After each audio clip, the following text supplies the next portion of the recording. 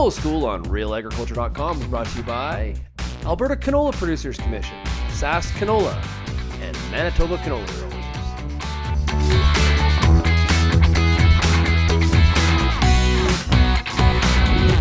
For this episode of the Canola School, we're going to focus on the marketing side of things for canola. Heading into the 2015 growing season, we're going to hear from two guests.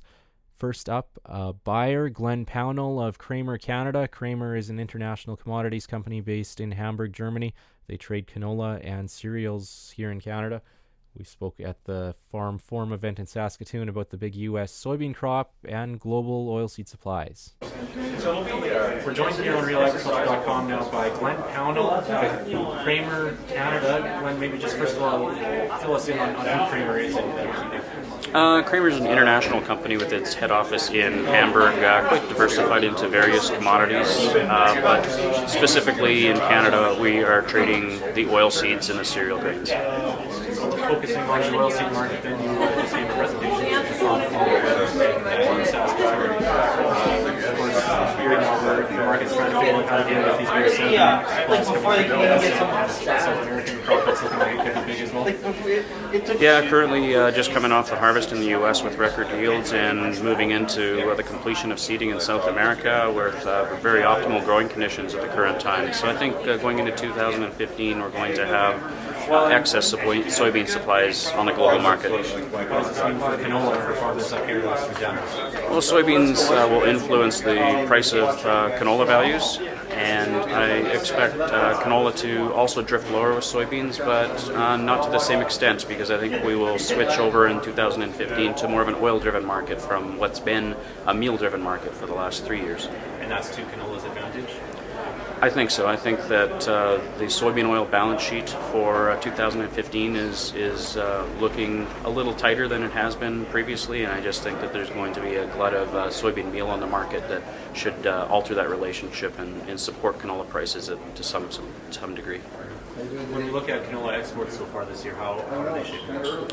So far they've been really good and expect them to be like that through the end of 2014, but in 2015 I think it's very uncertain. I don't think that the export book is very big relative to what it typically would be at this juncture, and the crush margins in China are extremely negative on canola right now, making purchase decisions difficult for them, and predicting what our exports will be is difficult as well. Okay, so that's, in other words, you're saying China right now is lagging behind what we've seen in the last couple of years?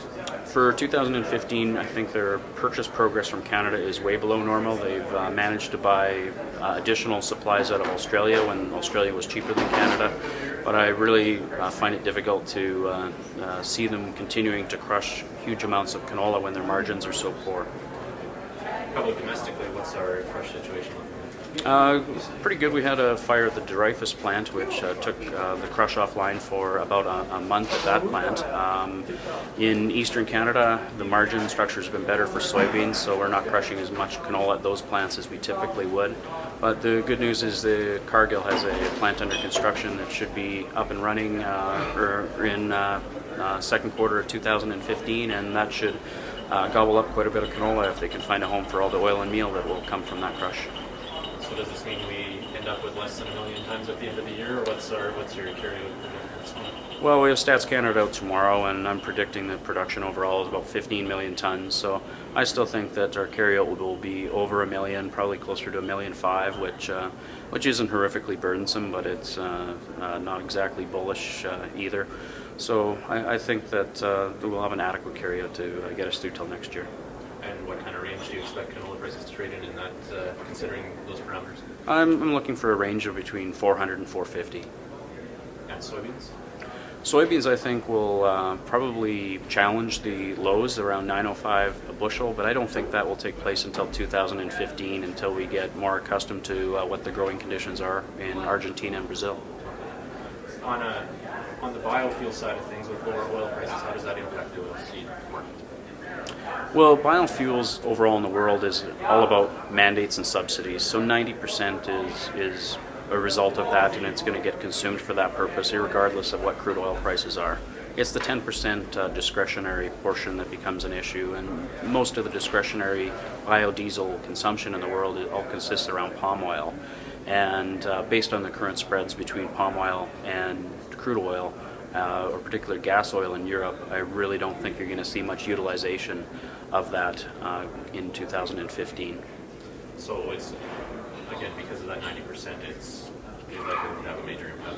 I don't think it's going to have a major impact. It's good to have that discretionary portion there when you need it, when you have burdensome stocks. But as I said earlier, I don't think that vegetable oils are all that burdensome from a balance sheet perspective into second and third quarter of 2015. That's Glen Pownall of Cremer Canada. He mentioned the Stats Canada December report. The agency pegged Canadian canola production at 15.6 million tons, much higher than the trade, even what buyers like Glen were expecting.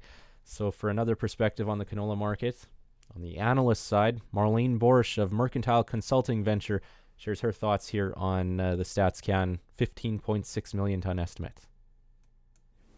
Well, first of all, it's very disconcerting, I think, when you have tonnage swings like that from one StatsCan report to the next. I think the difference to the last report is something like 950,000 tons, on a say 14 to 15 million ton crop, and that's just not very good.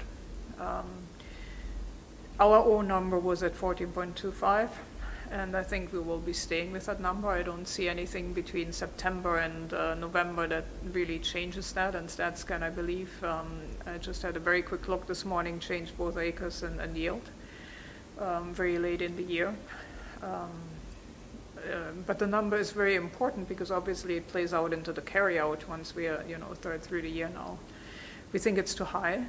And it's very interesting to watch the futures markets because I was already in the meeting here, but when I saw the StatsCan number pop up, I went and looked at the futures market a few times, and initially there was no reaction whatsoever, which seems to indicate that maybe there weren't a lot of longs there that were nervous about that number. Or not too many people believing the number. Or not too many people believe in the number, one of the two. So will it change the market? I don't know. I mean, the number will certainly be used by buyers. But I think one of the effects, it further deteriorates faith and consistency of StatsCan numbers. That's not very good. And as I said, our own number is 14.25, and that's where we are staying for now as well. So with that, I think, carryout will be relatively tight this year.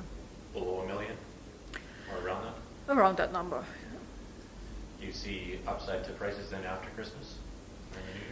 Well, if our production number is correct, I think with good crush incentives still in Canada, we're using around 7 million for this year domestic crush. And a similar export number, I think things will become tight, and we should see an improvement in basis, certainly as we go forward. Thank you for your time. You're welcome.